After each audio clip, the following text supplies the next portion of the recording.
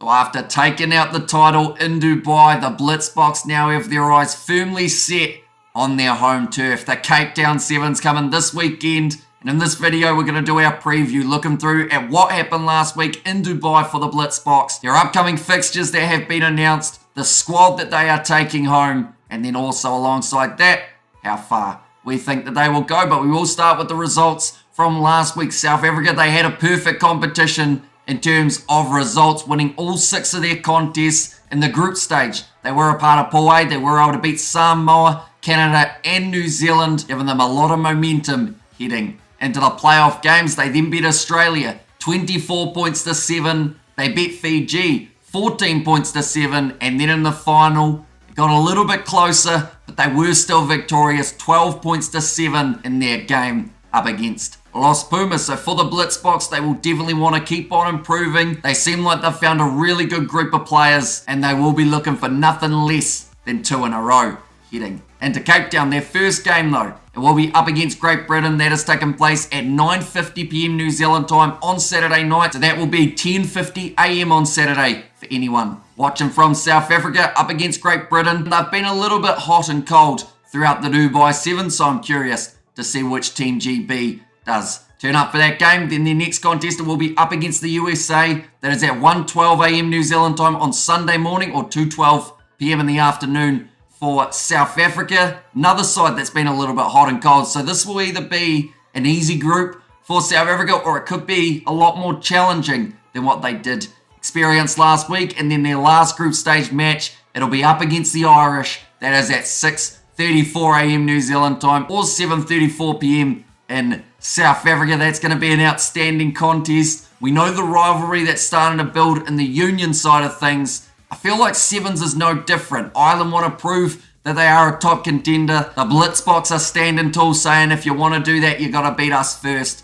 And that group should be a very entertaining one. But now looking through at the players that they have got. Now, there was a little bit of an injury last week to Christy Hrobela, so I'm not sure whether or not he is available for this Cape Town Sevens. But one thing's for sure, if he was, he is a very handy player to have. Alongside him, they have got Ryan Oosterhuizen. We saw a lot of him throughout the Dubai Sevens. Really plays that role alongside Selvin Davids well. It's normally the first receiver, Davids. Second, it's Oosterhuizen, who will just throw himself at the line and make those few extra meters. Impi Visa, Zane Davids. When you talk about players who are able to break the line, you don't look much further than those two. They've got Katlego Letebele. Now, we didn't really see a huge amount of him throughout the Dubai Sevens, hence probably my terrible name pronunciation. Masande Machali, he did get a few minutes, actually got himself his debut try for the Blitzboks, so big congratulations to him. Ronald Brown, speedster. Any chance he gets off the bench, he's able to cause a real impact. He has been able to do it very late in games, scoring those last minute tries, definitely piercing off the back of an attacking scrum for the Blitzboks. Selvin Davids, who's the captain, and I have to say this team looks like a whole different side when that man's at the helm and when that man is in the squad. He's absolutely fantastic. It's great to see him back, and he adds a lot of stability, like I mentioned, for the South African side. The Wald Human, he was more of the man who was coming off the bench. Justin Gerdold, he got a lot of starts throughout Dubai.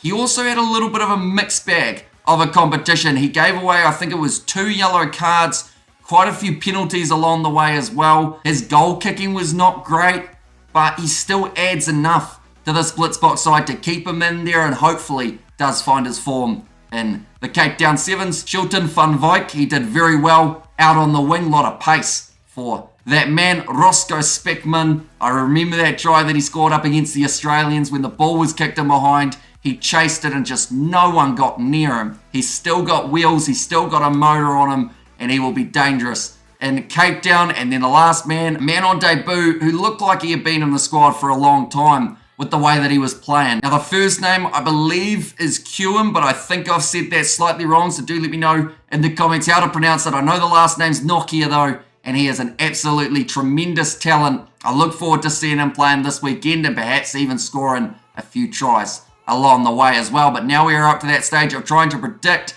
how far South Africa will go in the Sevens competition this weekend. It's a really tough one to say that they aren't going all the way. Definitely with it being in South Africa, they're used to the conditions. They're making it to the final, I have a fair feeling. But it's whether or not they can win that finals match up against whoever does also make it through that final. I'm going to say South Africa make it 2 in a row.